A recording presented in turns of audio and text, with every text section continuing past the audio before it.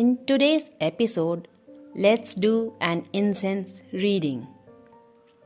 Namaste everyone and welcome to Incense Show with DJ. We've done some tutorials and some reviews on the show, and I thought might as well do some readings here from some very wonderful incense books out there in the market. So today I've chosen this book called Incense, Crafting and Use of Magical Scents by Carl F. Neal. He is my inspiration and my guru on this path. So I thought might as well start reading from his books. So we're reading from this particular book today, and I'd like to share what he has written in the dedication. But before that, I guess you might want to treat this as a podcast. So let it play in the background somewhere while you carry on with your chores. Or probably you might just want to grab a beverage of yours and relax while I give you company. So let's start today. It says, "For my mother, who taught me that all things are possible, and for Annette, whose words of love and wisdom I can still hear today." So we are reading from this chapter in the introduction where he says, "What is incense?" Put simply, incense is anything you burn for its scent. That's a pretty broad definition, but it's accurate.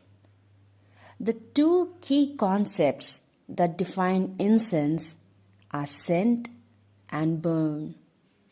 All true incense must include both of those factors. Burning leaves are incense for some people, and firewood fits this definition for some others. It doesn't take 25 secret herbs blended by a wizened incense master to make fantastic incense. A few simple ingredients often make the most pleasing scents. On the other hand, a carefully blended selection of unusual herbs and rare resins can bring about energetic and even physical changes that are staggering. I make this point not only to give you a goal as an incense maker, but also to remind you that no matter how much your skill as an incense maker improves, there is always a good motivation to enjoy the work of incense makers who have dedicated decades to this art. There is a great deal of excellent, complex incense out there to enjoy, and much of it has grown out of ancient practices and traditions reaching back millennia. While making your own incense is fun, easy, and very rewarding, please don't reject all of the marvelous natural incense imported from around the world. There's time to enjoy a complex scent when the mood strikes. In another paragraph, he says, "Why burn incense?" Humans are blessed with 5 basic senses. Of those, scent is, after touch, the most intimate. Most human senses have very complicated nerve processes that send information to the brain. Unlike the others, the sense of smell is directly wired to the brain. The left half of your brain controls your right hand, but your left nostril is connected to the left side of your brain. The sense of smell is an ancient trait, and incense provides a quick connection to your brain. Memory and smell are heavily intertwined. Certain smells can transport us back in time to a memorable place or event. Incense has many applications in life. Incense is a way to redecorate a room in seconds. Although it might take you days to paint a room in order to change how it looks, you can change how it smells by lighting a simple cone of incense. Not to mention that with incense, you can redecorate the room every 30 minutes if you so desire. Incense is also a wonderful assistant for meditation.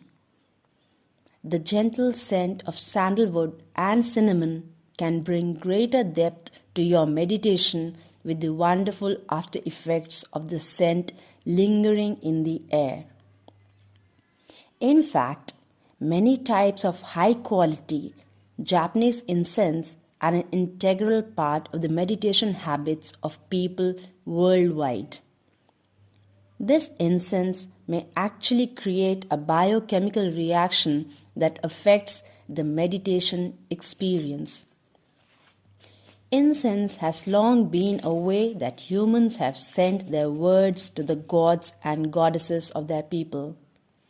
Almost universally, smoke has been considered a way to carry our words, thoughts, and wishes to realms beyond our mortal limitations. On every inhabited continent, we find cultures that use fragrant smoke to speak to the powers of their world.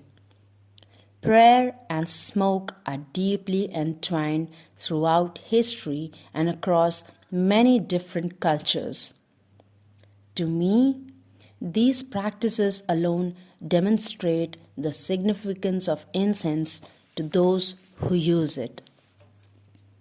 Incense is also a powerful source of energy. Not only can users empower incense with their own energies, the ingredients in natural incense have their own inherent energies that are released when burned. To that end, incense is like a battery for magical energy. When you burn it, its energy is set free for you to use. Of course, you don't have to use that energy, but I would advise that if you choose not to use it, that you ground that energy. I prefer not to set energy loose without purpose, but that's a personal preference. As a result, incense can make a tremendous difference to the entire magical process. Incense is used to cleanse and create sacred space as an offering both on and off the altar, a way to create a magical atmosphere and a way to help the practitioner achieve specific mental states. It also serves as a source of energy for the practitioner. Many who practice magic spend a lot of time raising energy. Don't overlook the added energy released from your burning incense.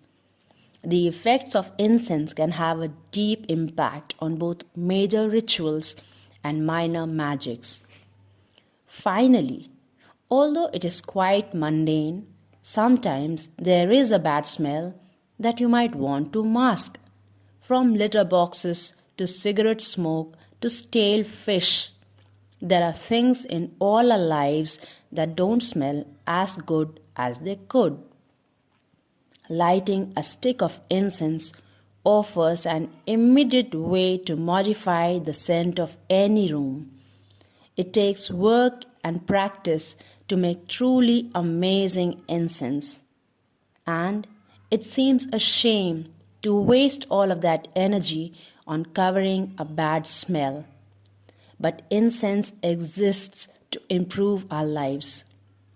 Odors detract from the joys of life. So using incense to change those smells is appropriate. Personally, this is the one circumstance where I am most likely to use synthetic incense.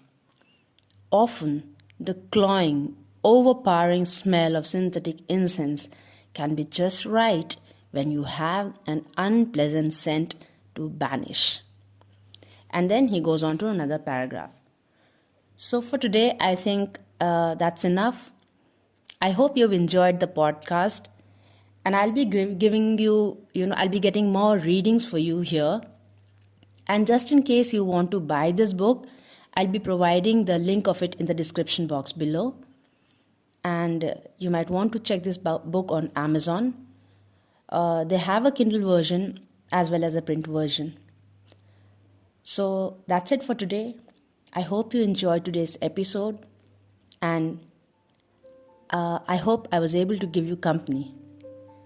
So till we meet next again, take very good care of yourself. Namaste.